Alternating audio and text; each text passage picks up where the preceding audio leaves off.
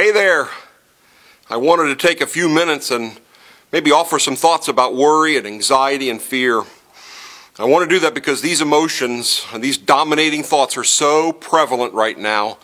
They're even becoming stronghold in a lot of people's hearts and minds, especially after the president said what he did yesterday about how difficult and dire the next couple of weeks would be, and then even listening to our governor today who told us to stay home.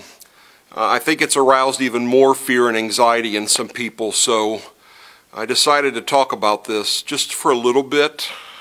I wanted to stay away from all the tried and truths about worry and fear that I think most of God's people already know. And you've read so many times, you've heard preached so many times. We know that Jesus told us not to be anxious about our lives, but to seek first His kingdom. We know that Jesus told us to fear not more than anything else.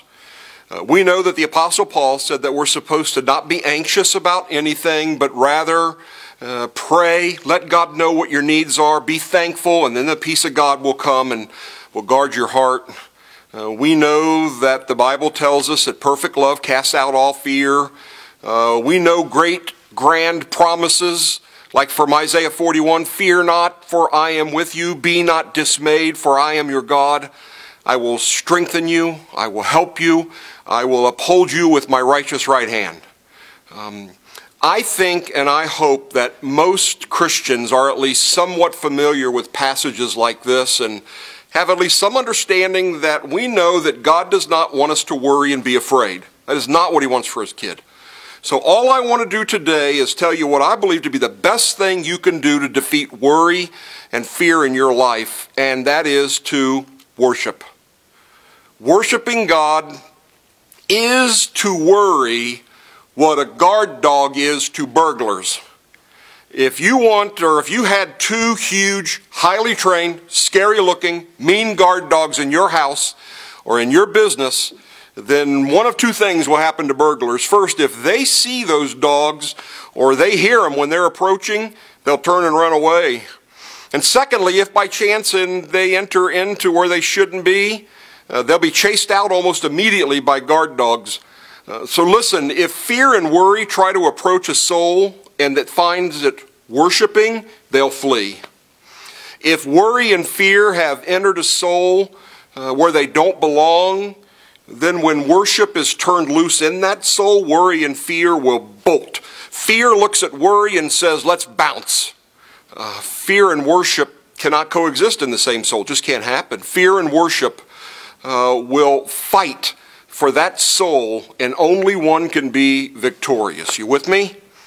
So all I wanted to do today is to let you know that if worry and fear and anxiety are harassing your soul, then listen, my friend, worship. Let me say a few things. First, worry is easier to do than worship. It just is. Worry comes natural. Worship takes a decision and follow through. It takes no energy to worry. It actually zaps you of energy. Corrie ten Boom said, worry does not empty tomorrow of its sorrow. It empties today of its strength. Remember that. Second, it's all about focus. What will you choose to be your focus today? And what you focus on will contribute greatly, if not totally establish the condition of your heart and soul. So here's the thing. It doesn't look like this crisis is coming to an end real soon. It will come to an end. Know that. But it doesn't look like that end is imminent.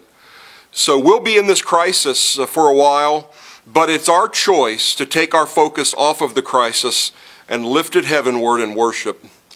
It reminded me of a lesson that my Uncle Robert taught me when I was a young boy. Once he asked me to bring him a cup of coffee. So I poured him a full cup of coffee, and then I proceeded to walk that coffee to him, and I spilled most of it while I was walking towards him. And he looked at me and he said, stop looking at the cup of coffee and look where you're going. Don't look at the cup of coffee and you'll never spill it again. And I said, really? And he said, yeah, go back and fill me a cup of coffee and bring it out and see. So I did, and he was right. Try it. To this day, when I get a cup of coffee and I walk with it, I never look at it. And what I do is I focus on where I'm going and never look at the cup of coffee and never spill the cup of coffee. So listen, don't look at it. Turn off your news. Turn off the reports on your smartphone and on the internet. Stop feeding it with each other in phone conversations. Stop texting it and posting it and reading all those things. Stop that. Put your focus ahead on Abba, and you'll never spill it. You'll just never spill it if you put your focus on Abba. It's true. And then one last thing, the reason that worship is so powerful to do away with worry is because, listen, worry is consumed with what if, while worship is consumed with what is. Did you hear it? Worry has your heart revolving around what ifs. When you're worshiping God, you take your heart and mind to what is. Worship is not about possibilities. It's not about probabilities. Worship is about certainties. So off with the news and put on worship music. You put on worship music, then get on your knees and focus on the words that you're singing and meditate on the words that you're singing and pray the words that you're singing. Open up the Psalms.